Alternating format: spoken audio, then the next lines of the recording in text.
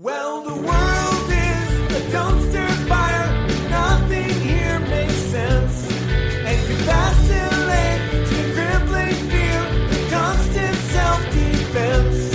And nothing's right and nothing's good. And you're paralyzed with grief. Don't kill yourself, just have a cup of coffee.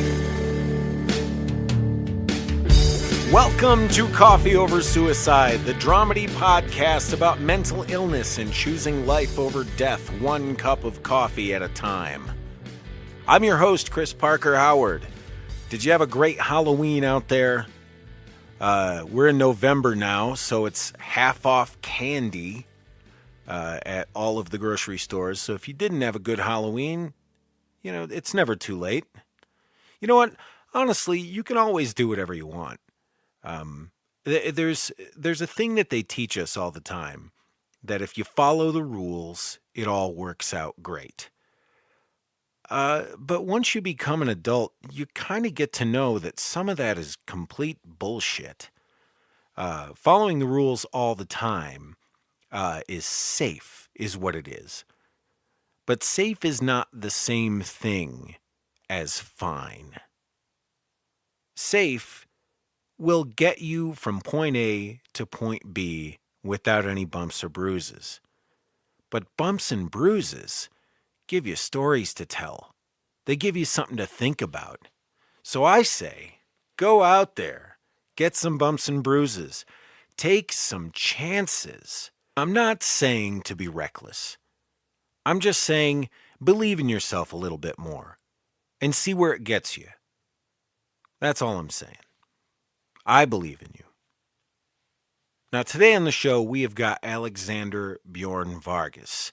He is a thoughtful, interesting, super talented dude. I've gotten really lucky with musicians, and I always love it when they come in here and they want to play a song or two. And today is no different. Alexander busts out two songs, one of them kind of unfinished, which I sort of love. I like seeing that raw, unvarnished idea as it's still being carved out of the marble, if you will. I mean, you want to talk about taking some chances. He decided, I'm going to play this song. It's never been played before, and I'm going to let everybody hear it. What do you think? And I thought it was incredibly powerful. He's got a great voice. He's got a lot of talent. He's just a genuinely great dude. But you're going to hear about all of that in a minute. I also wanted to do a little bit of cleanup here right up at the top and let everybody know that if you didn't know already, the show is now on Spotify. It's actually just about everywhere where you can find podcasts. And I want to give a special shout out to all of the new listeners to the show. I've definitely been seeing everything growing. And you can reach me if you want to chat, if you want to talk, if you just need a pal. I'll be your pen pal. You can write me at info@coffeeoversuicide.com. And the website is still kind of a work in progress, but the email does work. Now, without further ado, here's my conversation with the amazing and talented Alexander Bjorn Vargas.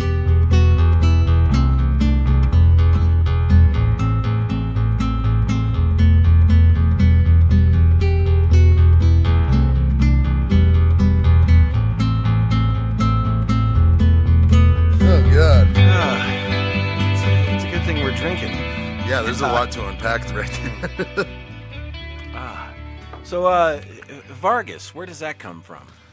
Vargas is, it actually means pinnacle of the mountain in Spanish. I like that. And I'm not sure exactly where the lineage of that comes from on my family side.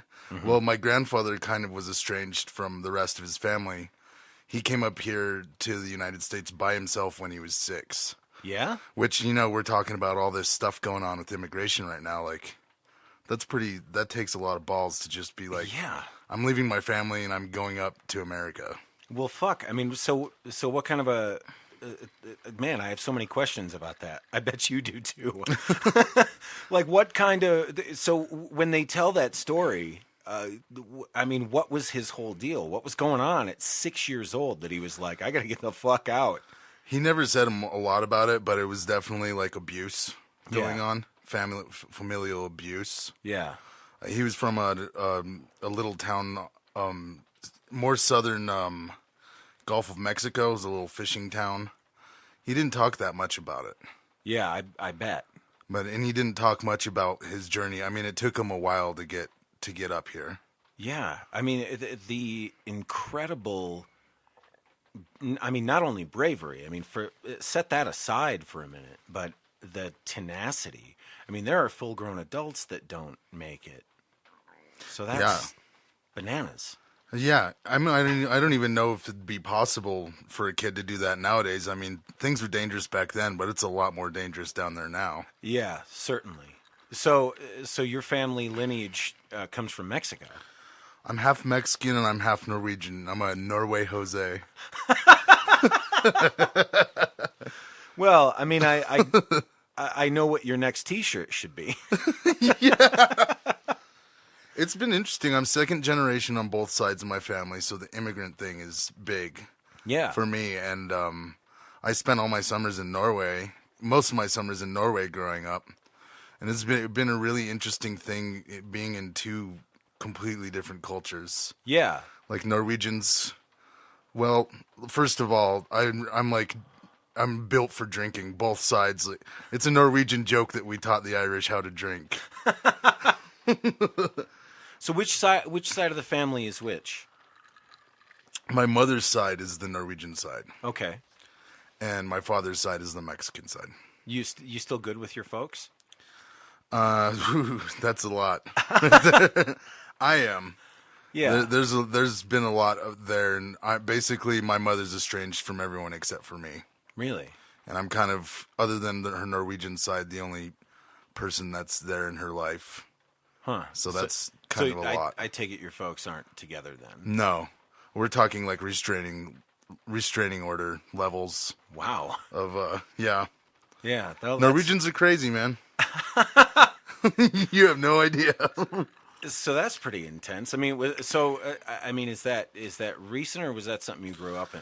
No, I was about 18 when it happened. Yeah. When all that stuff went down. So it's been a long time. My sisters haven't talked to her since about then. I mean, I'm 33 now. That's been a long time. Well, let's go back. So where were you born?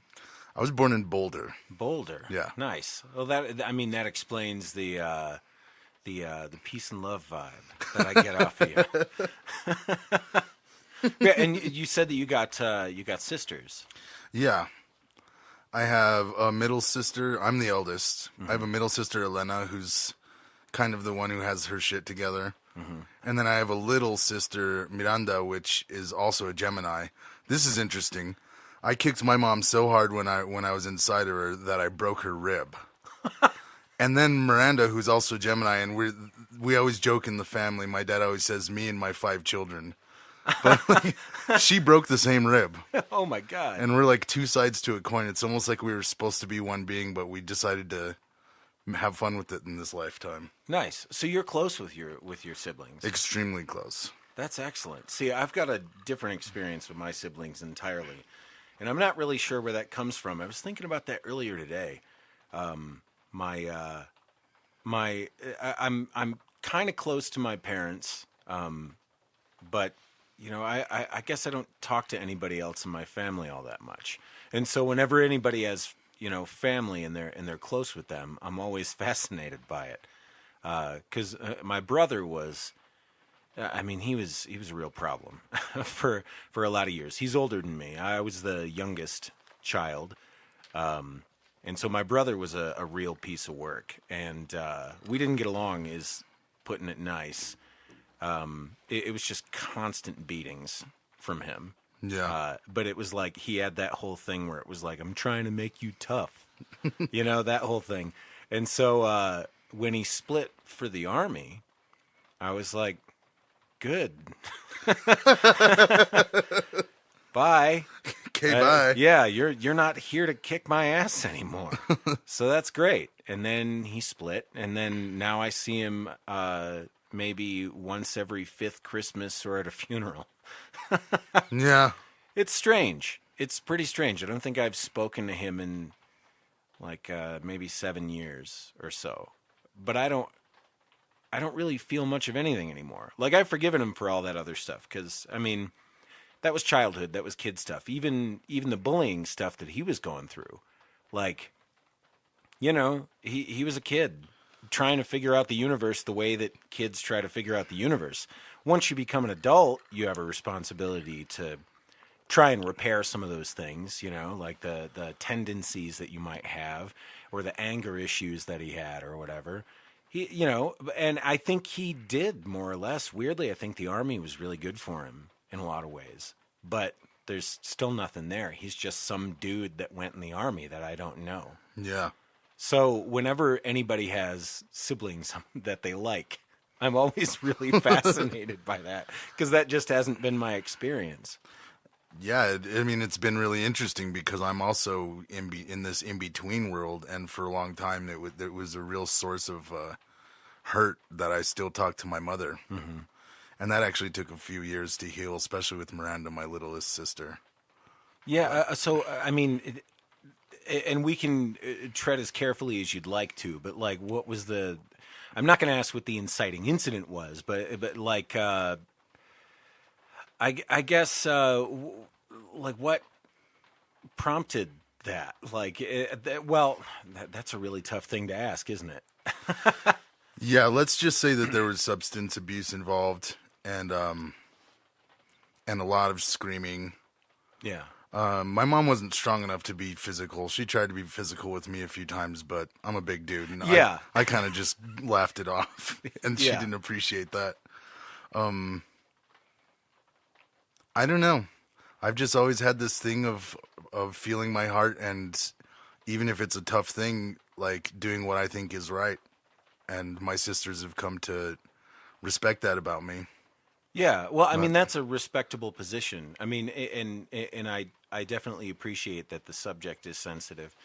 So let me just say that regardless of whatever it was, the idea that you've decided to figure out where that line is for yourself, and where you're willing to keep your divisions, and how much you're willing to hold on to the love that you have for somebody.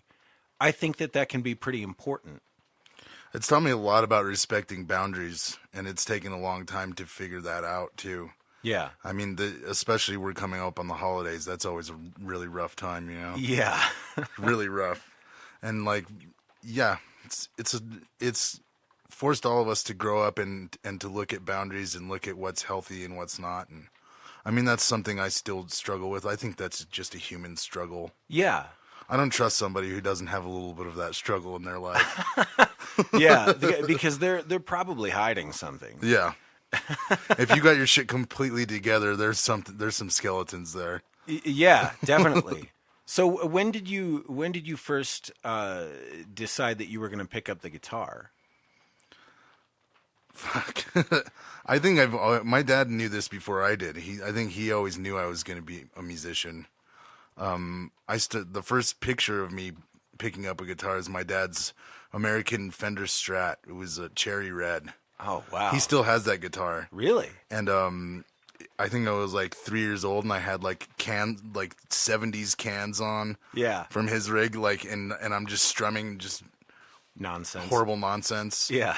But I've been in love with it for my whole life. I come from a family of musicians. It goes back to my grandpa, really. Really? He started family bands, and my Uncle Albert, my dad's brother, was actually one that went professional and toured the world and everything. Oh, that's amazing. But when they were kids, my grandpa he had his mariachi bands and stuff, but he also started a top 40s band. My dad played saxophone and bass, and my uncle played trumpet. And he went off to college and then toured and stuff. And it was kind of, music has always been a big thing for us. Did everybody read, or? Yeah. Wow. So how did you learn? Well, I was dyslexic, so I was bad at reading in general, but I had a really good memory. So when I was younger, I started on piano when I was 8.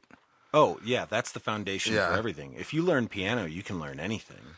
Being able to read was much more of a struggle for me. When I was able to do it, and I got my degree in college, and as soon the second I graduated, I stopped reading music. Yeah, but you learned all that valuable shit about the theory and everything. Yeah, yeah. So you said that you were, I mean, were you like diagnosed dyslexic? Yeah. I had a learning disability, and I grew up in a time where that was trying to be more understood. So I was kind of treated like a lab rat every year. I had IQ tests every year from kindergarten to senior year. I was in a bunch of, I mean, I was in some of the special ed classes. I was really good at some things and really bad at other things. Yeah. Looking back, I think it was more of a thing about like whether or not I was interested in something. Yeah, because you definitely have that intellect. I had a little bit of that too. I was not treated like a lab rat. More or less, it was. I mean, I was probably just lazy, and they knew it. but I did have some of that potential for. I remember they wanted to put me in the gifted program, but my math scores were in the toilet. Yeah. And everything else was great, but my math was garbage. I just couldn't figure it out. I didn't care, and I didn't see the point. And that was kind of the end of anybody giving a shit about how I did in school. I think that there's more to it in our education system, because when I was in 8th grade, I was doing so bad that I got pulled out. Yeah. And I went to a private school for a little bit, which was a joke of a school. I just played Dungeons and Dragons for 6 months. Well, was it a religious school? No, it was basically just a school for fuck ups whose parents have a little bit of coin. I went to a school for fuck ups that was public, so like it was pretty interesting because it was like me. Who just didn't want to learn math, and gangsters. So the teachers were like, "What are you doing here?" Like, I don't know. I mean, I guess I have a problem with authority. They're like, "You've been pretty cool to us." I'm like, "Yeah, you're pretty cool people, but You're not making me learn Pythagorean theorem." Yeah, I mean, I had a problem with assholes. It's not so much that I had a problem with. I guess I did have a problem with authority, but like. I had a problem with authority for authority's sake. You know what I mean? Like those people who really wanted to enforce the rules just because they were, I don't know, missing something elsewhere in their life. Well, and punk and metal, man. I mean, yeah, totally. I understand. Yeah, I mean, rock and roll was kind of my rebellion from the music that everyone in my previous generation played, but I still love it though. But you were so what kind of music were you raised on? Like, because it sounds like there was a lot of stuff around all the time. Oh man, I think everyone in my generation before all the controversy was really into Michael Jackson. Yeah. The very first thing that I was really into is when I was a little kid, I would put on concerts for my grandma and my tias and everything. And it was Queen's Bohemian Rhapsody was my very first concert. Nice. And I was playing one of the best axes ever. I believe it was just a shitty dollar store broom. I mean, they sound great, dude. Yeah. Of course they do. They're perfect. Yeah. My first drum kit was the banana seat on my bicycle. Because I had this used 70s bicycle. Like everybody in my family, we had such shit. Kind of stuff that if you kept it nice, it would probably be worth a shit ton now. It probably would now. Like hipsters would totally like some guy with a twirly mustache and really tight pants and cream himself over the stuff I used to have. My dad had a jukebox because he used to be a jukebox repairman. And he would, so he actually had a jukebox. So I grew up with a jukebox in our house and records. We always had records. Oh yeah. And so I got exposed to a lot of music. But the strange thing was, I mean, all the music was pretty much. It was a big wide variety, but the gateway for me into other things. I always got excited because the 45 records had B-sides, and the B-side was the song that wasn't going to sell. Yeah. And the B-side always interested me a lot. Like I was really big into comparing and contrasting whatever the hit was versus whatever They actually wanted to write. yeah, exactly. And so I became obsessed with it, and it was the greatest thing. And then when I finally stopped listening to, the Beach Boys and Poison, it was because I went to a skateboard ramp, and the guys that owned the ramp, they were like rich preppy kids, but they had a big old jam box, and you could bring your own music when it was your turn to session. Oh, nice. And so You got your own sesh tunes, huh? yeah, so it was all kinds of people. I was bringing whatever the fuck was going on at the time. I had no idea. I think I had a Guns N' Roses tape. which Brought was some Barbra probably- Streisand. Probably the heaviest thing I had. And then there was, the scary kid that kept a knife in his Converse was listening to Slayer, and I Oh God, I never can heard I can anything smell like I can that. smell him now. Yeah. With the camo cargo pants. And, Yes, 100%. Yeah, kind of a wispy mustache. Looked a little dangerous. I bet his father beat him. Which is less funny, but kind of funny at the same time now. Well, it was constructive feedback. It was like the only way his father knew how to show him love. He smelled like BO and his dad's Old Spice and sour go in the military, but I got flat feet. sour milk a little bit. Yeah, got shin splints. Yeah.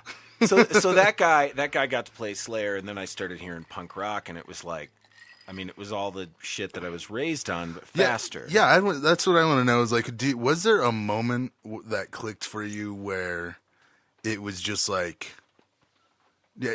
Maybe there's a few, but like an oh fuck rock and roll moment, or Yeah, an oh fuck oh. I'm gonna be a drummer moment, like an album or a song. Yeah, but it's unfortunately it's not super interesting because the moment that I knew I really wanted to play my drums, because I grew up in a house where there were instruments in the house. My dad kind of fumbled with a guitar, and he bought a keyboard when they were kind of new. So it was like, he spent a crazy amount of money on this keyboard that now Had like an a square, app on had your like a phone would be square, better. one square wave and one sawtooth wave. Yeah. Oh, and like ghost noises and shit. Like it had 100 sounds. Like they give them away in gift bags and people throw them away now. But it was probably $500 at, back in the day. And so he bought this keyboard and messed with it. But he was a drummer. And so I grew up in a house where there were drums. And That's a gift. yeah, he gave me his old drum kit. And I played with the sticks. And then if my friends came over, I'd go, look at these drums I got. And I'd just kind of bang on them sort of ineffectually. And, that was that.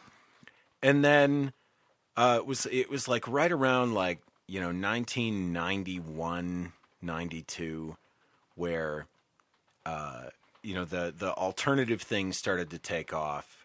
Music was really changing in a way that was accessible. Like mainstream music was changing into weird shit because the record companies were like, well, that sold, and I don't know why Nirvana is selling. So let's just throw money at everyone and see if we can get one. Man, And so I wish that was the case nowadays. I know, so man. do I. So I got this this record from this English band called Ned's Atomic Dustbin. And Nice. Yeah, they had two bass players. One played like chords, and the other one played low rhythm shit. And then the guitarist just had a wah pedal and went insane. But their drummer was playing something that I couldn't figure out. I'd grown up on top 40 radio, and so sitting with the drumsticks was always good enough for me because it was like, oh yeah, I can play AC/DC, I can play Poison, I can play Bon Jovi, no big deal. My heart does this beat naturally. Yeah, exactly. already there. It's so simple. Anybody could do this if you have a heartbeat. And then I heard this drum beat that just sounded weird. and it was for a song called "Kill Your Television," which was a nonsense song, but it was fun. And it was fast, and there was a lot of cymbal work going on, and the bass drum didn't hit where I was expecting it to hit. And so I actually sat down at my drums. So you wanted to unpack it. Yeah. It kind of became I need to reverse engineer this type Right, thing. exactly. And then Faith No More, and then, the metal stuff, I always heard, like I listened. My brother was a Metallica guy, so naturally I went Megadeth. And, yeah, man. I'm in the Megadeth camp. I mean, they're both goofy fucks, but yeah. And then, but of course, my main jam on the metal side was Anthrax. Like that was my shit, because Anthrax was sort of punky, like they were thrash, So that was kind of my jam. They were kind of fun, sort of. I don't know, like if the Ramones were heavier. Yeah, totally. I can see that. Yeah. Or if Motorhead was. A little happier. Little less meth. Yeah, exactly. Just tone down the Jack Daniels and the meth just a little bit. Just a little bit, and you get Anthrax. And I had fun with that stuff. I just loved it. But the trouble with metal was that it was like all the stadium stuff to the people before punk rock happened. You'd hear that and you'd go, well, at least I would hear that, and a lot of people would hear that and go, yeah, that's too hard. Like, this sounds like people who have spent their whole life learning to play music. And this sounds like a teenager who's furiously pounding off because he can't get laid. And he just started pounding off on the guitar instead. Exactly. Yeah. All of this sounds it sounds like math, honestly. And I don't want to do homework. I don't do well with math. Well, hey, we just circled back around. Circled all the way back around. But then you hear the Ramones and you go, oh, fuck, I could do that. I don't even have to think. Yeah, exactly. All I got to do is 1, 2, 3, 4. And so to me, that was it. Like, oh yeah, there's other stuff. And then so at the skate ramp, I was hearing punk. I was hearing metal that was not radio. And so it was like, I had no idea that there was shit out there like Halloween or King Diamond or any of that stuff. And it was like, even though a lot of it, like, I didn't even necessarily like all of it, but it was like, but I had an appreciation for it, Yeah.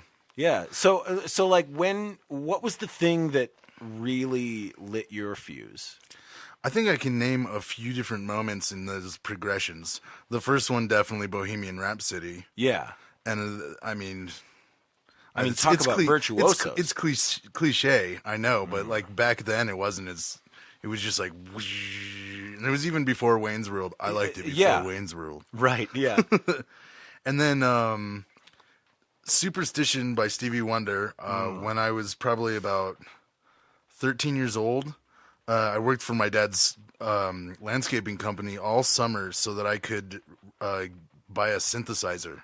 Oh, wow. And I bought it, from this jazz musician. I don't remember the name of it, but it was one of those where you had to load in an OS system. Yes! And it was the one Trent Reznor made Pretty Hate Machine on. Yeah. So you had to load in the OS, and then you had to load in the sounds, and it was a pain in the ass, but I loved that thing. So I get it. I work all summer long. I get this fucking thing. And it's gunked up from the smoke from the bars from the jazz musician who had it. So I had to get it repaired. Yeah. And I had to get a loan from my dad to do that. So it was just like all this work, and I had to wait 2 more months before it worked. And then I learned Superstition. And I just liked that kind of harpsichord thing. Yeah. So that's part 2. And then the next one was Gave Up by 9 Inch Nails. Yeah. And I was into not Grateful Dead. No. Let's back that up and reverse it. Yeah. I was into Guns N' Roses a little bit. I was into some of that stuff. White Zombie.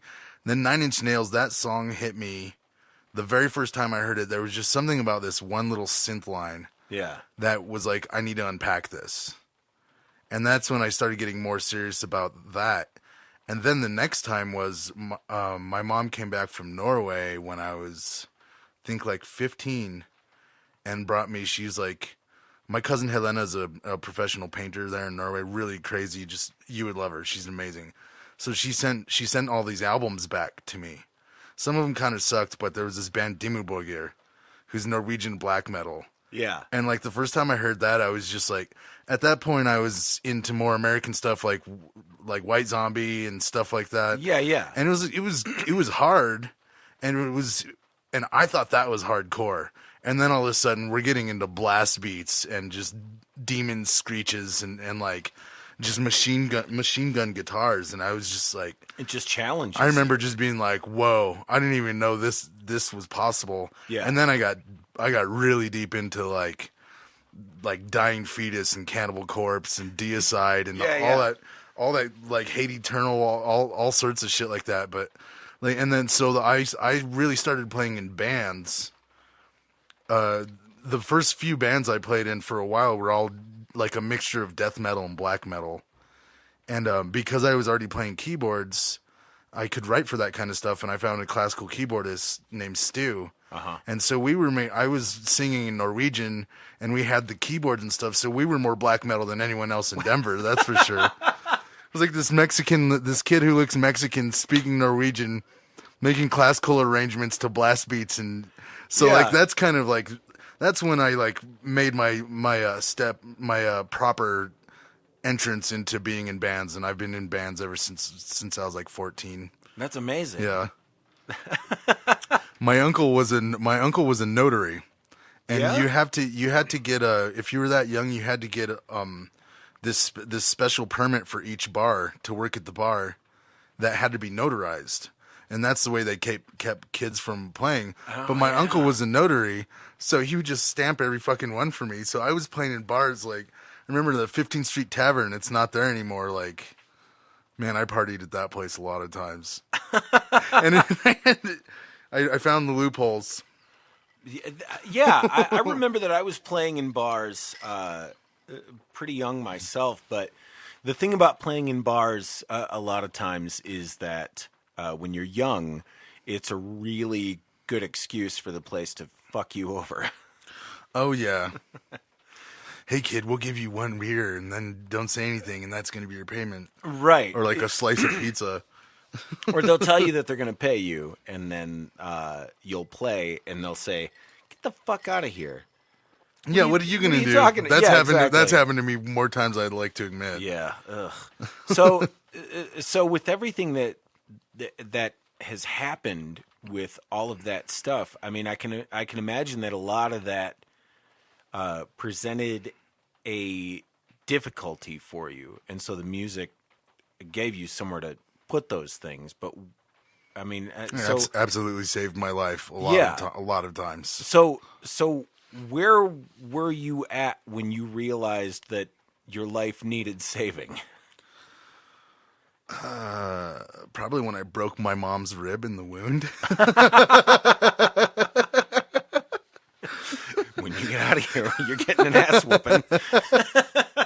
Well, as you know, I'm Buddhist, Yeah. and like for me, I think that this problem is I probably don't remember the lifetime when I had that realization that there's something going on here that needs healing.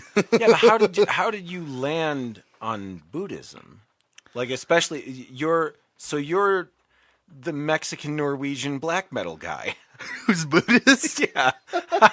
How do you land and drinking vodka on a podcast. Yeah. How do you land on Buddhism? I think it was an issue of location. I mean, there's also the greater thing that I don't want to go too deep into it, that I think it was a karmic thing. Felt very natural to me. There's tons to it, and there's a lot of stuff going on right now. Yeah. With it. But my aunt was Buddhist, and I think for her it was a form of rebellion.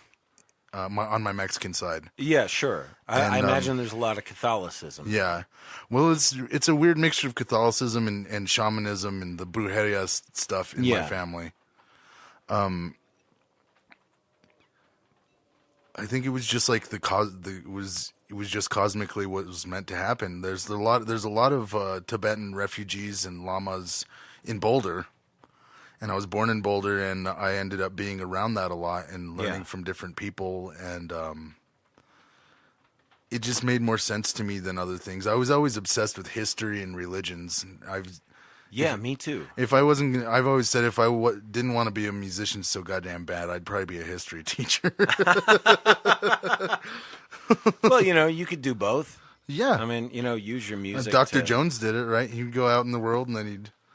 I guess I'm gonna take this and whip over. It's my bad Harrison Ford impersonation. I think it was beautiful. Thank you. Thank you. I don't know. I think that the in a way it's more secular in a way.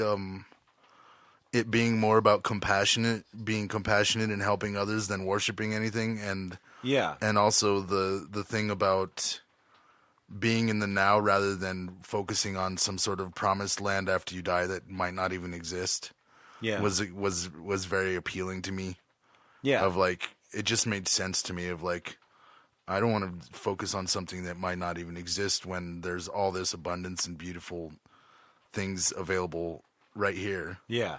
And by beautiful, I mean that in a very Buddhist term of even the suffering can be like a good thing, Yeah.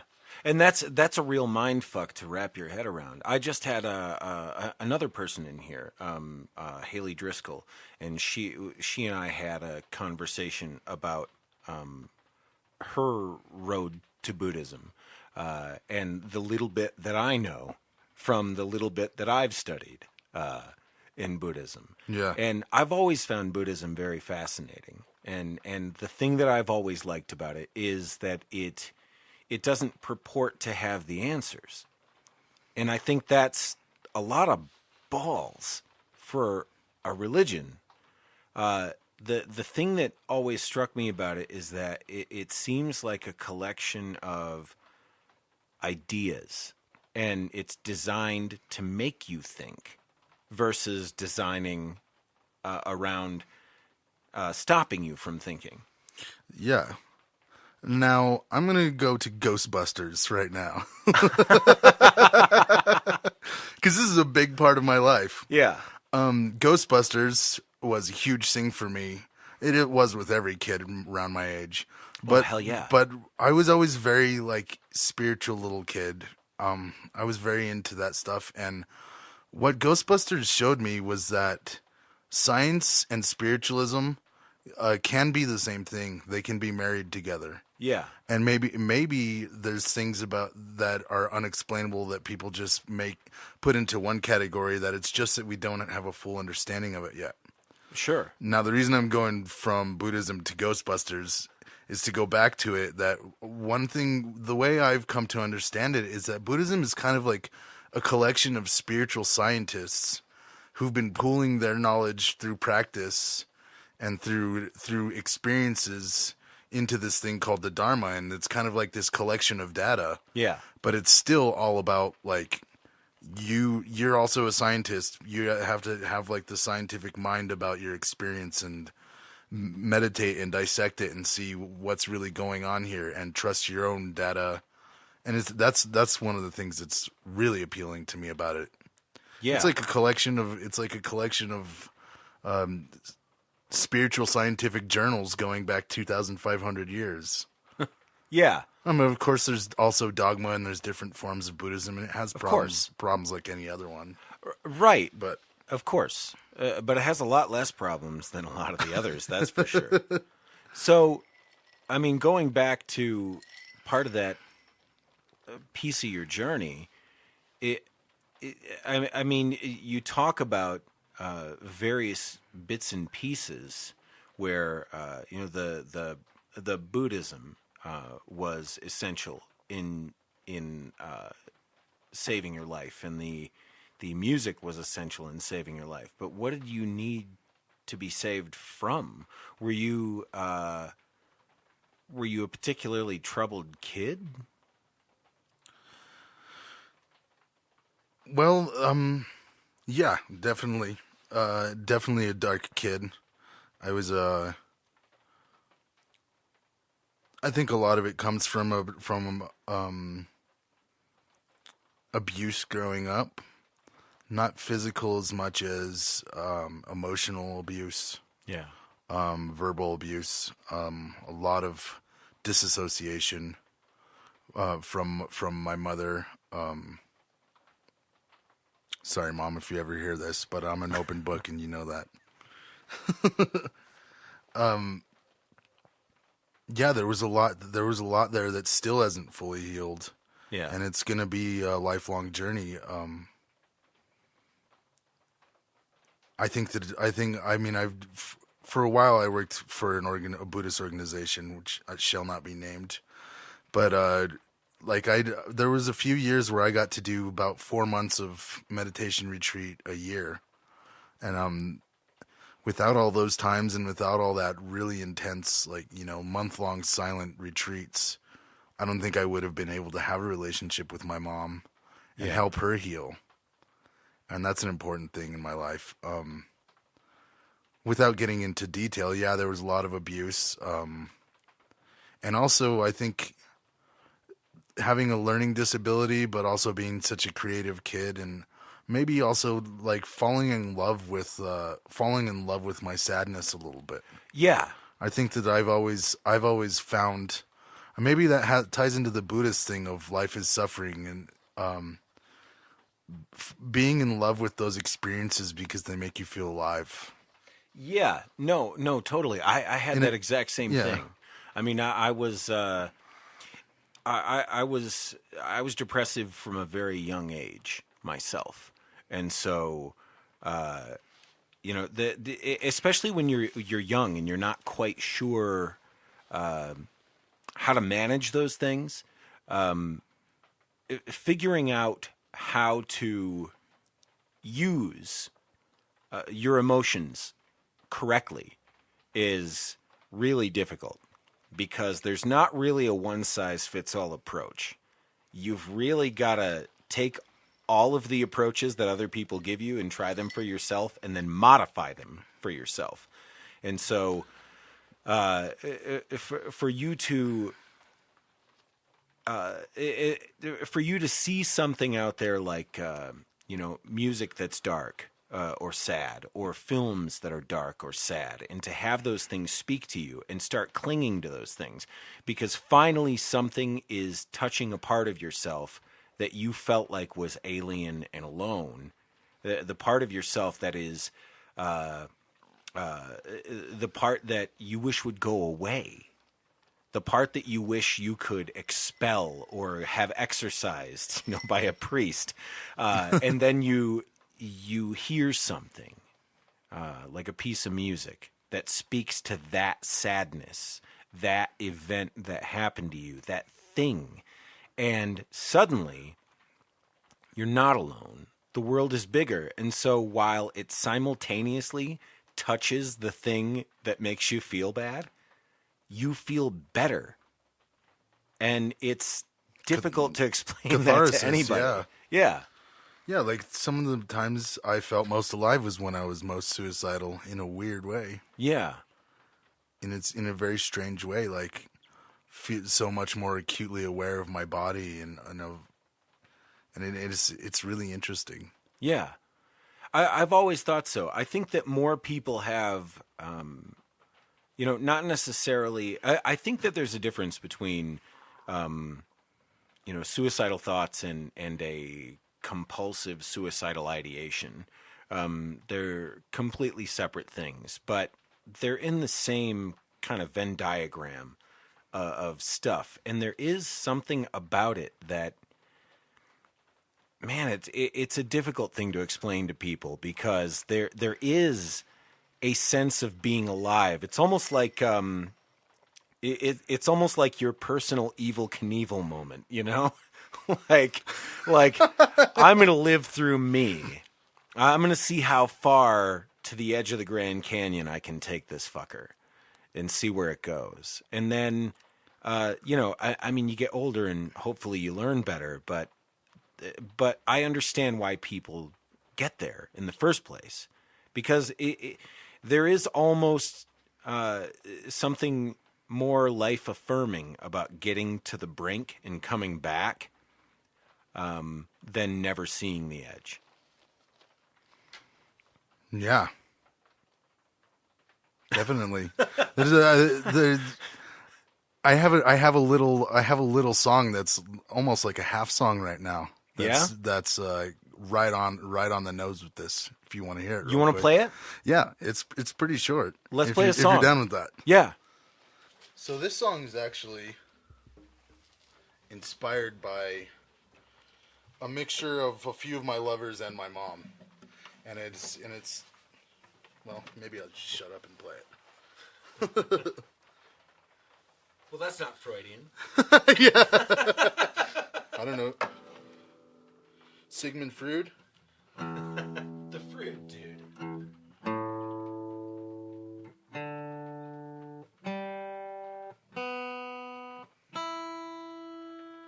So that's the song. I mean, it's really inspired by, Yeah, wow. no lyrics yet. You could work on it some. Well, I mean, I'm always down for some feedback, but, I am the artist. What's this called so far? It has a working title. Right now I'm calling it Rondi, which is my mom's name. Again, not Freudian at all.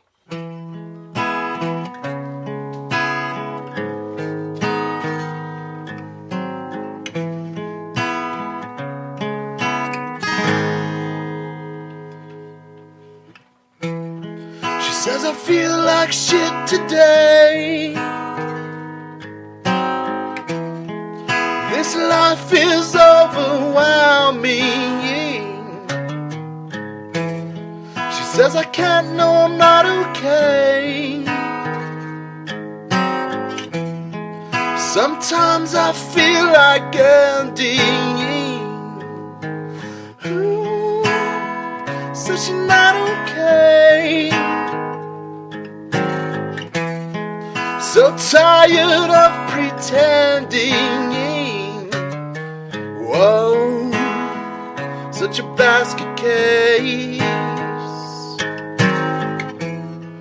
Her fairy tale is ending. She lost the will to carry on. She dwelt upon this place so long that she can't move on.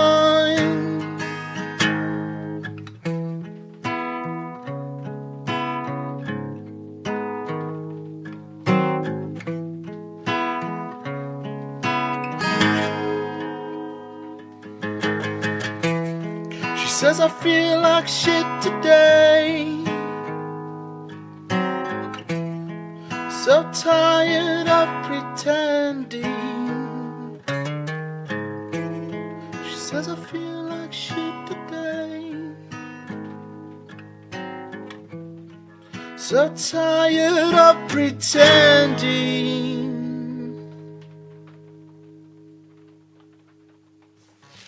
Wow. Do you want to do one more? You know what? I'm going to do the opposite energy. And this came from a time when I was deeply in love with a polyamorous girl. And it was very painful for me. And I pretended I was polyamorous too, but it really wasn't the case. Yeah, because that's one of those situations that it's like, it doesn't work for other people, but it might work for us. This is gonna work. Yeah, I'm polyamorous too. Go bang all these dudes. I'll pretend like I'm having sex too. But despite all of that, for some reason, during that relationship, she just electrocuted me with creativity. Which is great. Yeah. So maybe that's what she Maybe was that's there all for. it was for. Yeah. We're still friends. It's perfect. I haven't played this song in a long time. Let's see if I remember the lyrics. Excellent.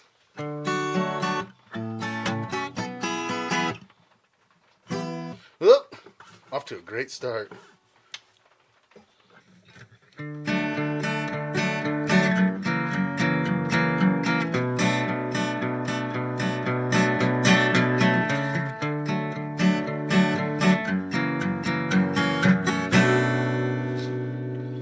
Well, I don't need to tell you that I'm lucky. I know am. I know I am. And I need to tell you my heart's ugly. I know it bleeds, and the scars to see. So give me that environment, all tyrants since mankind began. Alone in this blue bubble trapped in space.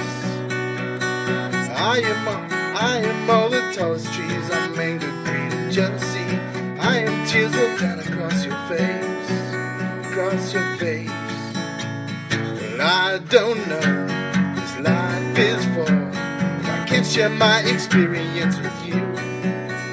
I must let go the things that hold me back from truly connecting with you. Connect with you, connect with you. Whoa, whoa,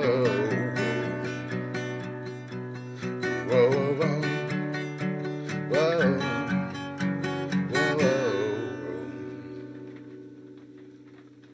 I don't need to say this moment's holy.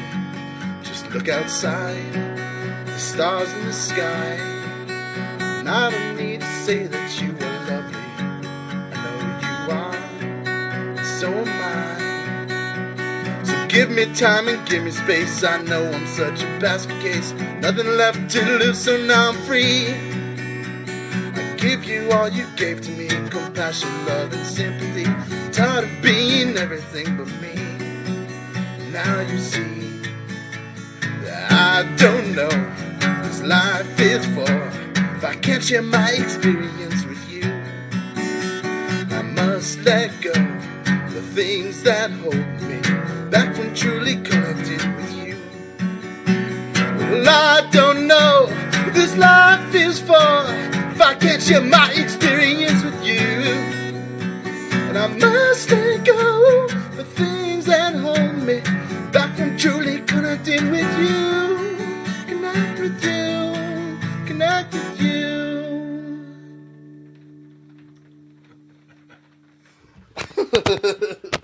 That's amazing, Alex. I haven't practiced that one in a long time.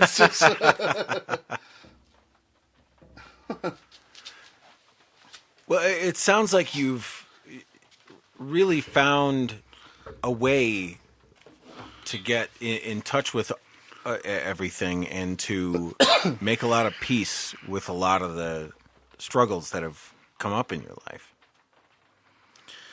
Yeah. It's a constant struggle, I'm sure. It's like peeling an onion, though. Yeah. You know? Because as soon as you get past one thing, I mean, you're never really done. Thank the gods. How boring would that be? Exactly. Well, I'm glad to hear that you still got a great relationship with your mom and that you still got a great relationship with your family and that you've got a good relationship with yourself. For the most part. Yeah. What more could you ask for? You can't have everything. Where would you put it? Yeah, my apartment's too small for everything. Well, thanks for talking to me, Alex. Yeah, it was such a pleasure, man. Thanks. Another episode where you can hear rain. How crazy is that? I guess it's not that crazy. I run this out of a garage. What are you going to do? I mean, I guess what I'm going to do is figure out some sort of a soundproofing system. But that's the show for this week, everybody. Please make sure you go check out Alexander and the Big Sleep. You can find him on Spotify. You can find him on CD Baby and Facebook and YouTube and everywhere music is found. And that's all I got for right now, everybody. There is some pretty great stuff coming up next week. And the website is coming, I assure you. We'll get some message boards, we'll get together, we'll get to know each other. And as always, don't kill yourself out